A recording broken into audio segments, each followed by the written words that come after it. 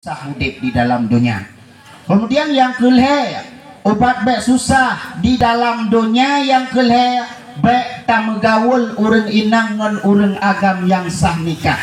Artiji anak inang anak daragap getanyo anak muda. Baik yak bah yang tajak ho yang galak tanyo tabah.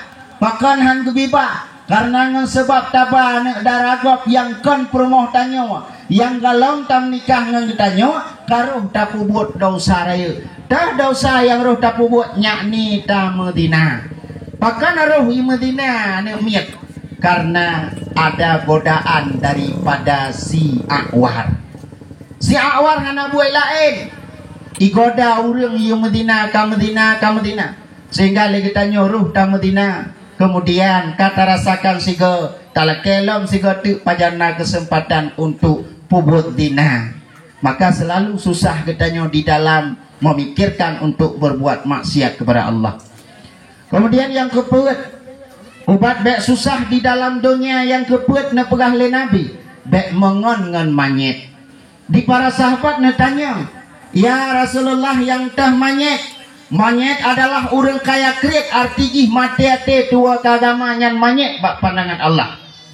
Kadang-kadang ladang orang gepaju hanai gap nyan gengoi kero getan gebi gegop hang nyan bak pandangan Allah adalah urang nyan manyet abu-abu rusik lung sekalian.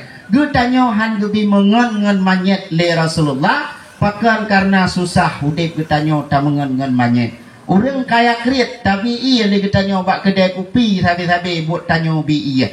Tapi gap nyan mesti ke hana gebi. Ruh tak mikir tanya pajan na kesempatan bagap nyang tiga bergebi ki bancara. Maka han gebi mengon ngan manyet le Rasulullah. Ino hana manyet me. Jalan na. Jalan kok jai. Mandung tu jalan manyet. Maka oleh karena demikian, abu-abu Rasulullah sekalian, itulah ubat baik susah di dalam dunia. Nyoplah nyawa ini. Kemudian ubat baik susah di dalam alam kubur ada 4. Dah ubat baik susah lang kubu orang syiklang sekalian lang kubu ubat baik susah lang kubu. Na pegah le Rasulullah kubu merupakan rumah tanah. Me tika li kata. Dah tika yang tabah abu-abu orang syiklang sekalian bela dalam kehidupan yaitu pubut amal yang soleh. Yang gekon amal yang soleh, amal yang tak pubut dan kemasyuh agamanya amal yang soleh. Dalam kampung na tak pegat pengajian urang getem yak bet nyan akan gepegat ke amal yang soleh. Malamnya wale getanyo tak peraya orang lahir Nabi tadu di dalam embun tadi ceramah agama pu yang tunggu pegah nyo akan menjadi amal yang soleh akan gepegat ketika ya Allah di saat getanyo tawa ta ihlam kubur. Maka insyaAllah abu rusik lun sekalian nyodron malamnya yang kan jak kenuhan rogo maka kagebi amal yang soleh akan gepegat ketika wate taih di dalam alam kubur. Pakan gepegat ketika menyahana amal getanyo taih di atas tanah yang tanahnya luar biasa. Tapi menyana getanyo amal yang soleh insyaAllah taih di atas primbek mimak dan es sekalian. Kemudian yang kedua, ubat baik susah di dalam alam kubur.